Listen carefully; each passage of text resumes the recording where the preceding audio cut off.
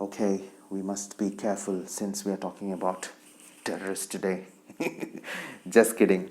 But anyway, I mean, it's always good to wear a mask whenever you step outside, but maybe not when you're in your bedroom. Okay, first of all, sorry for the clickbaitish kind of a title, but I thought it was apt because that's what we will be talking about. And if you like this video, please subscribe, or else I can't terrorize you, so it's okay.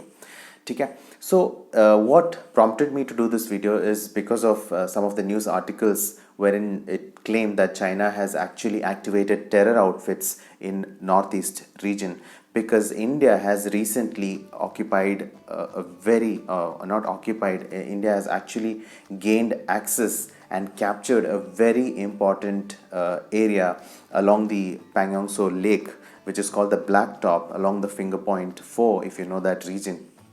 It is a point which is overlooking the Chinese, and it watches a very important road that the Indian Army uses and also there is an Indian airstrip, so it protects all these roadways and airstrips also. So it's very strategic and very important. And also, if there is any misadventure from the Chinese Army, India will have an advantage, because it is more so like they are at a height, so they can always see what these Chinese bhai are doing, right?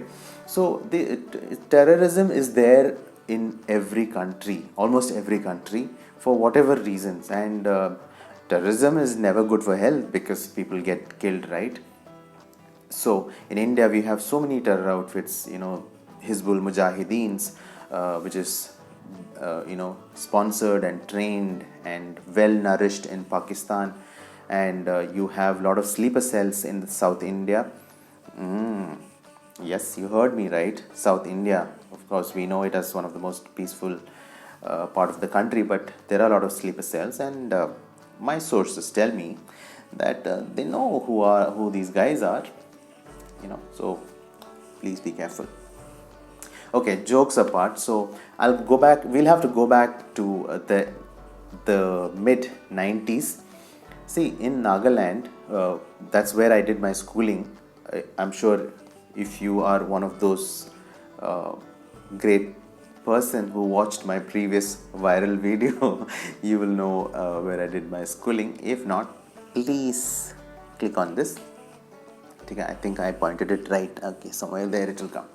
Okay, so Nagaland is where I did my schooling, and Nagaland is a beautiful, beautiful state. A lot of greeneries, a lot of mountains, and all of that. So, but unfortunately, it was plagued by militants in the 80s and 90s, and it is still, militancy is still a problem. But government has taken a lot of active measures, proactive measures to engage with these terror outfits, and a lot of peace deals, and a lot of, talks are happening to arrive at some sort of amicable solution to the problem that they have, whatever they claim to have. Basically, they want a separate state, which is not going to happen, I guess. Right? So one evening, me and my father, we were going to a shop to buy batteries for the torch, because obviously power issue was there in Nagaland. Like, imagine the 90s. I'm sure a lot of cities didn't have 24-hour electricity then. So you can imagine the condition of a remote village in the northeast called Okotso. It's called Okotso. Okotso, Okotso. Actually, try saying it a couple of times, it will be funny. So we were actually going to buy this battery, and then suddenly, out of nowhere, the sun had almost set, and you can see the silhouette of people walking around. Similarly, we saw we heard a voice actually which called out my father's name with Sir prefixed. So it said Sir Kumar karke. A man's voice shouted, and when we turned and looked, we could figure out that this was a man in uniform, a camouflaged uniform like the one that I'm wearing right now, and we could see the edges of his gun. So we knew that it was definitely not army, because we heard news that a militant group was there in that particular village. And in Nagaland, these militant groups, they keep moving, shifting from one village to the other.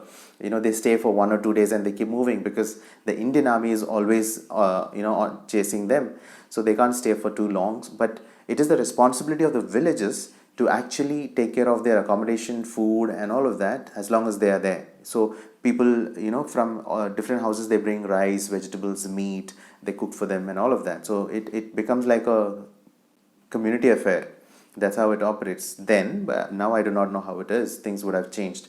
So this guy called, and my father, like, I mean, I remember both of us were like really scared. I think I was in my fifth or sixth standard. It's like, I mean, pretty young once upon a time. Yeah. So we slowly approached him, and we were like shell shocked and scared. I mean, we do not know what these guys can do, and they can do anything. They can just do anything to us, right? And especially we are non-local, so I mean, the fear is into 100x. So this guy called, and for example, like, he was wearing a mask. He was wearing a mask like this. Okay, I mean, and he was fully covered, like, head and all of that. Tall guy, and uniform, and all the weapons and all of that were there. So when the moment that my father approached him, he's like just removed it, like, very enthusiastically he removed it and said, like, "Sir, I'm your student." And my father was like, "What?" And it took few seconds for him to recollect, and because he had changed a lot. And then my father recollected him, and they had a small chat, and apparently he had joined this militant group called NSCM Isaac Muiva. There are two parties, militant groups in Nagaland. It's Isaac Muiva and the Kaplang gang. So this guy belonged to the IM, or the Isaac Muiva gang, and he apparently joined because he found his cousin, very glamorous, holding guns, and he got attracted to all of that, and he thought he will also join. So he joined, and my father had a chat with him, and then this guy, he looked at me, he shook my hair like this, and he actually removed his gun and he handed over to me, and I held a gun, man, for the first time, an AK-47, and it was heavy. I still remember. I can still, that weight is still, fresh in my memory. And then he suddenly removed a grenade and gave it to me. No, not with the pin off, with the pin intact. The safety pin was there. He just removed it from his chest and he gave it to me, and I held both AK-47 and a 6th standard kid holding an AK-47 and a grenade in his hand. And my father suddenly, obviously my father couldn't say much, so he just let it happen, and then he said, "Please take it back." And then I handed it over back to him, and then we just parted ways. And later we came to know that this boy, he was eliminated by the Indian Army a few days later. So this is a very short, small encounter, but it was terrifying. But the moment we realized that this guy actually had no intention of harming us, we were fine.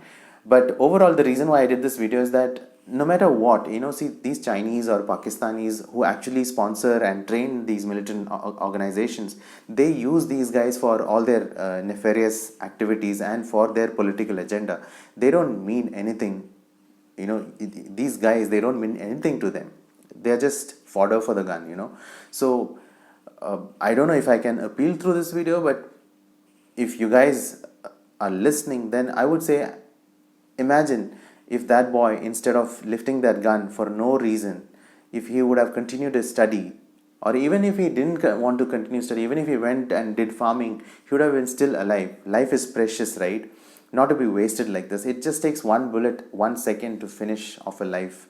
Life is precious, and I think it must be enjoyed and lived to its fullest. So take care, and I hope you enjoyed this little story. Thank you, Jai Hind.